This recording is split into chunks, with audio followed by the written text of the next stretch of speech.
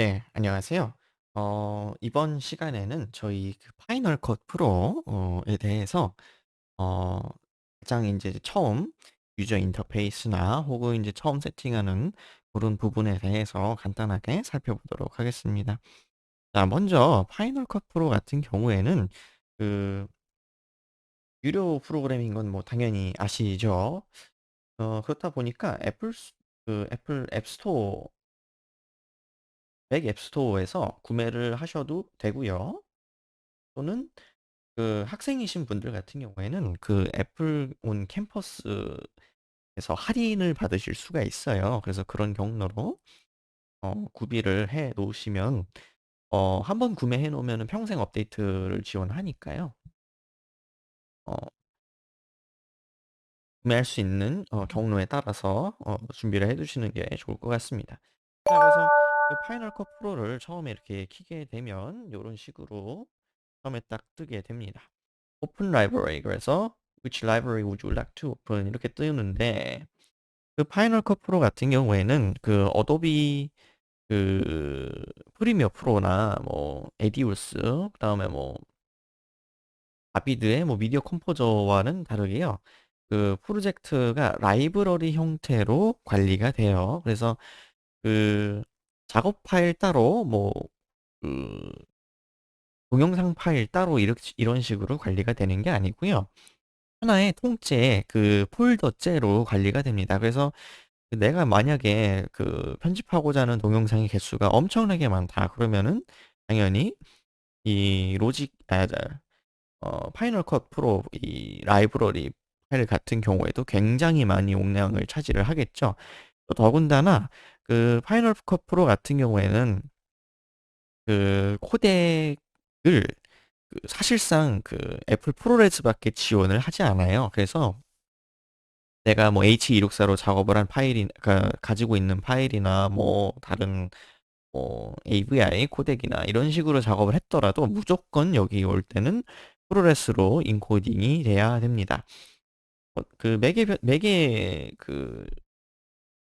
매개 코더다 보니까 용량 대비 화질이 엄청나게 좋아요. 네, 그래서 사실 그동안 이제 영상 업계에서 거의 표준으로 쓰였던 프로그램이거든요. 그 용량 대비 굉장한 많은 그 정보를 담고 있고, 또 수정할 수 있는 여력도 꽤 있고, 그러다 보니까 이제 처음에 이제 설정을 해 주셔야 되는 게 뭐냐면은 그 영상 파일 있죠. 그거를 라이브러리에 옮겨올 때 다 컨버트를 해 주셔야 됩니다. 그러니까 H264나 H265 같이 어 기존에 그 대중적으로 많이 쓰이는 코덱 같은 경우에는 사실 그 여기서 이제 어차피 볼 수도 없기 때문에 그 컨버트하는 과정이 필요해요. 자, 그래서 일단 먼저 그 라이브러리를 새로 하나 만들어야 됩니다. 그래서 처음에 열게 되면 아무것도 없는 상태로 이렇게 어디다 만들 것인지 표기가 돼요. 저 같은 경우에는 지금 이 메모리가 512기가다 보니까, SSD 용량이 512기가다 보니까 별로 저장할 수 있는 여력이 안 되거든요. 그렇다 보면 따로 외장 하드나 외장 SSD를 꽂아 주셔야겠죠. 그래서 먼저 그 물리적으로 외장 하드나 외장 SSD, 특히나 이제 외장 SSD를 추천을 드려요. 그거를 미리 그 맥에다가 꽂으신 상태에서 뭐 맥 프로를 쓰시는 경우에는 상관이 없겠죠. 워낙에 용량이 어 큰 하드를 쓰시는 경우에도 상관이 없을 거고. 자, 일단 먼저 로케이트 가서요. 기본적으로 지금 데스크탑, 그러니까 그 맥에 내장 그 메모리로 대부분 디폴트가 되어 있어요. 그래서 새로운 걸 하나 만드실 때, 물론 이제 내장 용량이 충분하신 분은 상관이 없는데, 이 같은 그 동영상 파일이더라도, 그러니까 H264나 H265 또는 AVI로 압축 형태로 된 코덱을 이용해서 파일이 만들어졌더라도 이게 프로레스로 바꾸게 되면 용량이 뻥튀기가 되거든요. 그래서 웬만하면 외장 메모리를 사용하시는 거 추천을 드리고, 또 저장하실 때도 애초에 라이브러리를 외장에다가 저장해 주시는 게 좋아요. 근데 저는 사실 뭐 딱히 꽂아 놓은 게 없으니까 여기다가 그냥 폴더를 하나 만들고 저장을 해도 되고요. 아니면 사실 이 라이브러리 자체가 하나의 폴더, 거대한 폴더이기 때문에 굳이 뭐 폴더를 안 만들고 저장하셔도 됩니다. 그래서 일단 그러니까 폴더를 만드실 때는 이제 뭐 리비전 관리나 혹은 아예 폴더째로 이제 옮길 때 유용하겠죠. 저는 그냥 여기 데스크탑에다가 타이틀드라는 이름 말고요. 내가 만들고자 하는 영상의 이름을 정해 주셔야겠죠. 개인적으로 추천드리는 거는 최종 날짜보다는 최초로 만든 날짜, 그다음에 영상의 타이틀. 이런 식으로 저장해 주시는 게 좋을 것 같아요. 그래서 저 같은 경우에는 뭐 테스트 프로젝트 해서 저장을 했습니다. 자, 그렇게 되면 이제 파이널 컷 프로의 기본적인 화면이 열리게 되는데요. 사실 파이널 컷 프로에서 이 화면 같은 경우에는 여러분들이 맥에 기본적으로 보시면 깔려 있는 아이무비와 크게 큰 차이가 없어요. 한번 볼까요?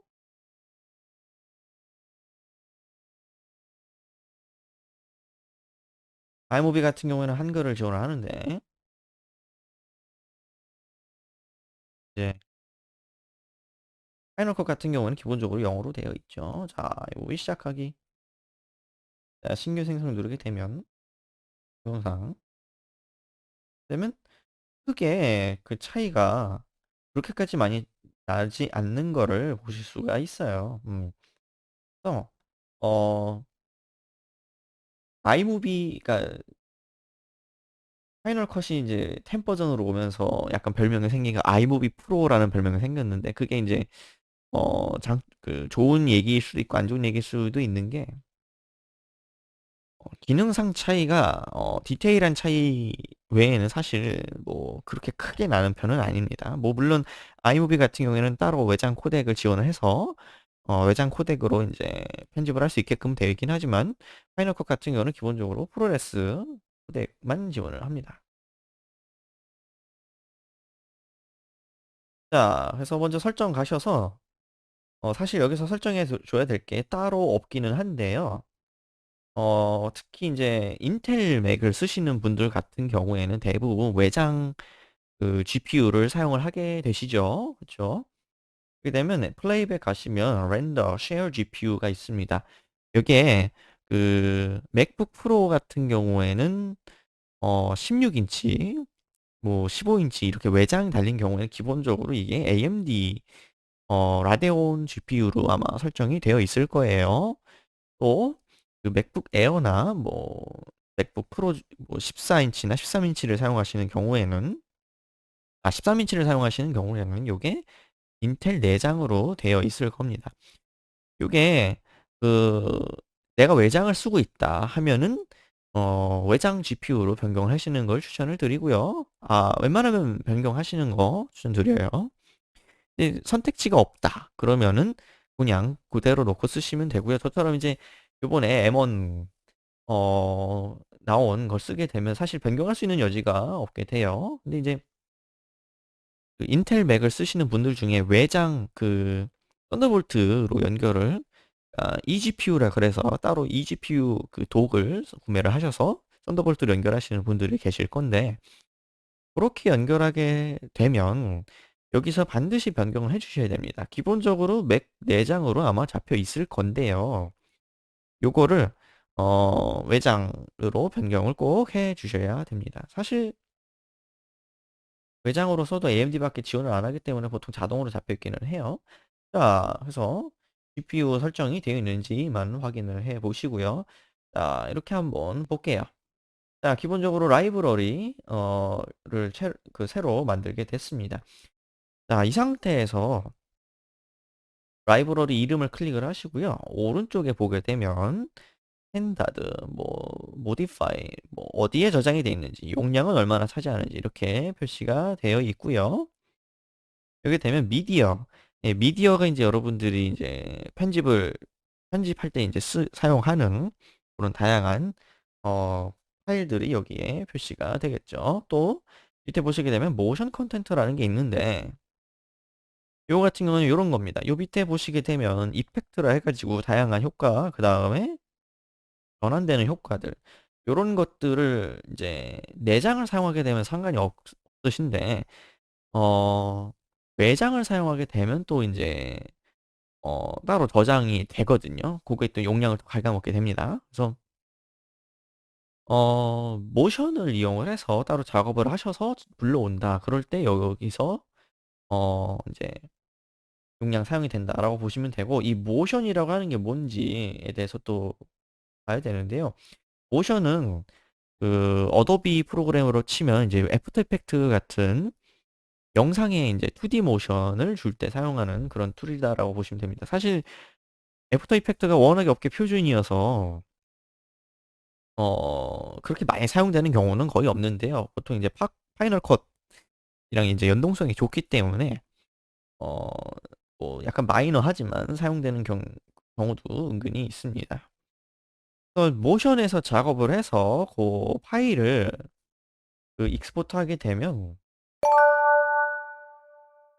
예, 파이널 컷 이펙트 이런 것도 만드시게끔 또 되어 있죠. 이렇게 어 여기서 만들어서 저장을 해서 파이널 컷에서 불러오게 되면 자동으로 여기에 들어오게 되고요. 아니면은 모션으로 만들어 놓은 거를 불러다가 사용을 할 때 여기 모션 컨텐트 에 저장이 됩니다.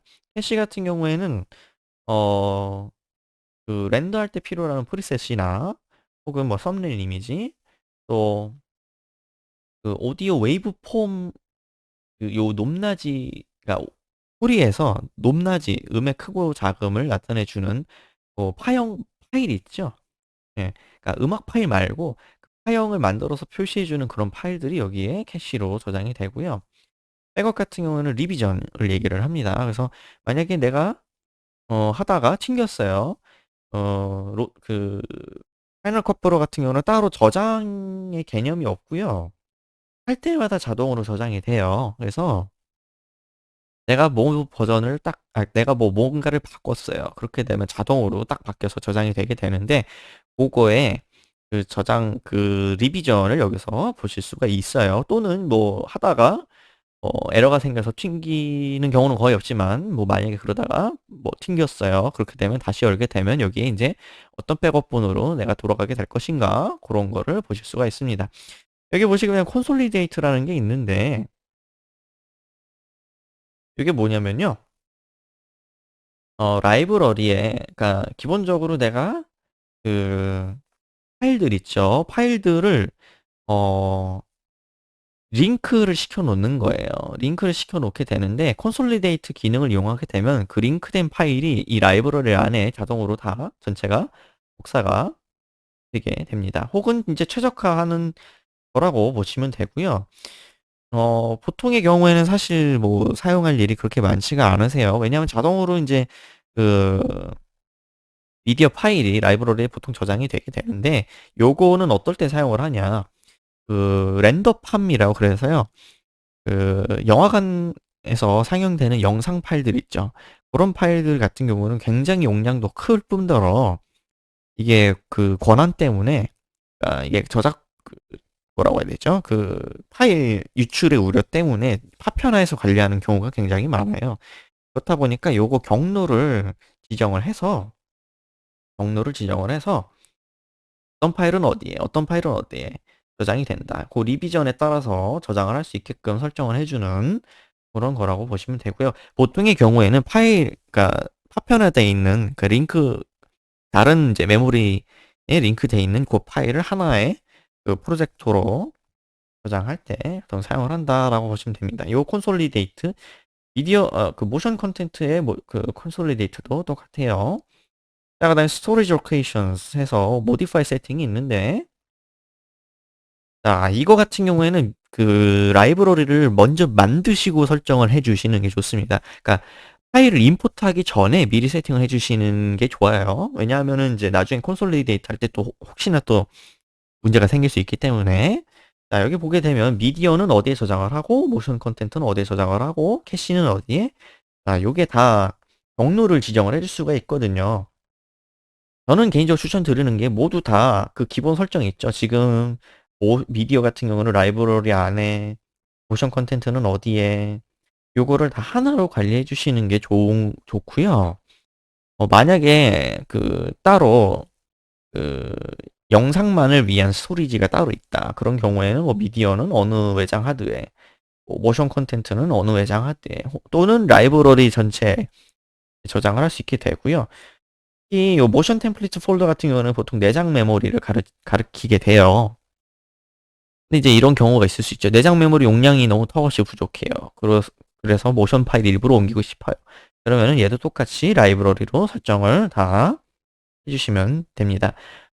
캐시 같은 경우는 웬만하면 랜덤팜에 그 전송하는 경우 아니면은 웬만하면 라이브러리에 바로 저장해 주시는 게 좋아요. 잘못하면 캐시가 꼬이기 시작하면은 그러니까 내가 원하는 위치에 배치를 해놔도 얘가 다른 위치에 배치가 되는 그런 불상사가 생길 수가 있거든요. 백업 같은 경우에도 파이널 컷 백업 요거 같은 경우에는 그 리비전이기 때문에 용량이 굉장히 적어요. 그래서 그 내장 메모리 기본적으로 저장이 되거든요. 요것도 이제 뭐 라이브러리에 저장을 하시고 싶으시면 저장을 하셔도 되고요. 또는 이 백업만을 위한 외장 하드를 만드셔서 저장하셔도 되고 두나 세이브는 그냥 없다라고 생각하시는 게 낫겠죠. 그렇죠? 자, 그래서 이렇게 오케이 눌러놓고요. 자, 모디파이 들어가서 여기 되면은 change the color processing setting for library test project 이렇게 돼 있는데 자, 기본적으로 그 파이널 컷 프로 같은 경우는 HDR을 지원을 합니다. 네, HDR을 지원을 하는데 그뭐 럿을 먹이고 이렇게 사용을 하면서 HDR 컨텐츠에 럿을 먹이게 됐을 때 뭐 왜곡이 생긴다던가 이런 것들이 있을 수 있죠. 그쵸? 자, 이게 의미하는 바가 뭐냐면 그 파이널 컷에서 그 자체적으로 사용하는 그 럿이나 또는 이제 HDR 그 프로세싱을 다른 기능으로 할 것인가, 다른 기능, 그러니까 뭐 다른 이제 HDR을 사용을 해서 할 것인가 그런 얘기라고 보시면 됩니다. 사실 근데 HDR 컨텐츠 중에 그 와이드 가못을 사용하는 HDR 아니면 사실 선택하실 이유가 거의 없어요. 자, 그래서 요 기본적으로 설정이 되어 있는지 보시고, 자, 그 다음에 요가 오른쪽 마우스 눌러볼게요. 자, 지금 라이브러리, 그러니까 이 그러니까 영화로 치면은 뭐 예를 들어서 아바타라는 영화를 내가 만든다 하면은 아바타라는 영화를 전체적으로 만들 수 있는 그 전체 폴더를 만든 셈이 되고요. 요것만 만들었다고 해서 편집이 되는 게 아니에요. 그래서 여기 보시게 되면 이벤트가 있고요. 프로젝트가 있습니다. 자, 이벤트 같은 경우에는 여기 보게 되면은 날짜로 표시가 돼 있는 걸 보실 수가 있을 거예요. 그쵸? 자, 요 이벤트가 의미하는 바가 뭐냐면요. 장면 있죠.